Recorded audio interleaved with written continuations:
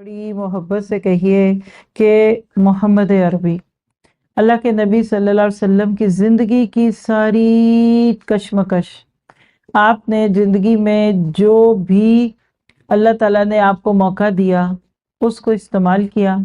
پچھلے سیشن میں ہم نے حضرت بلال رضی اللہ تعالیٰ عنہ پر مظالم سنے تھے، کس طریقے سے ان کو تکلیف دی، اور حضرت ابو بکر صدیق کو اللہ سبحانہ تعالیٰ نے ذریعہ بنایا ایسے بیچارے دبے ہوئے پسے ہوئے لوگوں کو چھڑانے کا۔ صرف بلال کوئی نہیں، کئی اور غلام تھے جو مسلمان ہو چکے تھے۔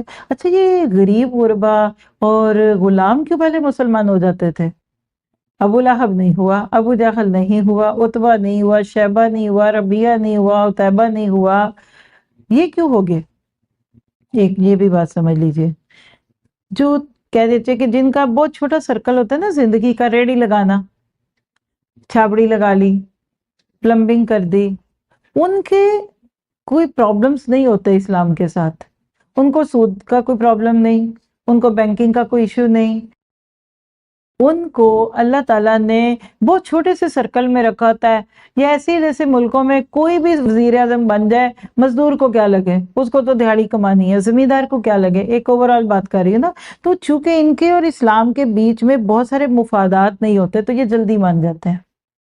ویسے بھی دکھی بندہ ہوتا ہے، ایک مظلوم ہوتا ہے تو اس کو اللہ کی بات سمجھ آتی۔ سرداروں کے اور اسلام کے بیچ میں لگژریس لائف، سود اور بینکنگ اور ABCD ہوتی ہے، تو جدھر بھی آپ دیکھ رہے تھے نا غلام مسلمان ہو جاتے تھے، اور اس جرم میں بے رحم آقاؤں کی صفاقیوں کا نشانہ بن رہے تھے۔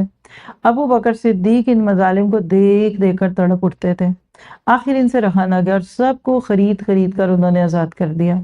یہاں تک کہ ایک دن ان کے باپ نے، حضرت ابو بکر کے باپ نے کہا، بیٹے تم تو بہت کمزور غلام آزاد کر رہے ہو، ذرا ایسے آزاد کراؤ جو بہادر ہوں، طاقتور ہوں، وقت پڑے تو تمہارے کام آئے۔ کیونکہ اس دور میں نا غلام ایک کموڈٹی تھی، جیسے آپ جوسر خرید لائیں اور کسی کو گفٹ کرتے ہیں نا کہ چلو بھی تم جوس بناؤ، لوگ غلام گفٹ میں دیتے تھے کہ جاؤ اسے جا کے گھر میں کام کرا لو۔ تو کہا کہ کوئی ذرا طاقتور کرو، کام آئے، مصیبت میں تمہاری مدد کرے۔ تو حضرت ابو بکر صدیق کا جواب آپ سب کو یاد ہوگا، ابا جان میں اپنے لیے نہیں، رب کے لیے ان کو آزاد کراتا ہوں، اور میرا مقصد تو صرف اللہ کو خوش کرنا ہے۔ اور کہتے ہیں کہ اللہ تعالیٰ کو یہ بات اتنی پسند آئی کہ وَمَا لِأَحَدٍ عِندَهُ مِن نِعْمَةٍ تُجْزَىٰ إِلَّا ابْتِغَاءَ وَجْهِ رَبِّهِ الْأَعْلَىٰ وَلَسَوْفَ يَرْضَىٰ۔ سورہ لیل کی آیت 19 سے 21 کہتے ہیں کس کی شان نزول میں حضرت ابو بکر کا یہ واقعہ ہے۔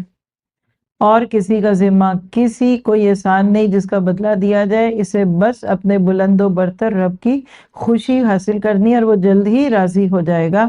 تو بہرحال یہ مصائب کا سلسلہ جاری رہے گا۔ الحمدللہ اللہ تعالیٰ نے ہمیں اس سیریز میں یہاں تک یہ سارا سنایا۔ انشاءاللہ تعالیٰ آپ کے لیے یہ آخری جو دن ہے دورہ قرآن کے پورے ہونے سے لے کے آگے کے رمضان کے اینڈ تک کے دنوں میں ہم اس سلسلے کو کنٹینیو رکھیں گے، ٹھیک ہے۔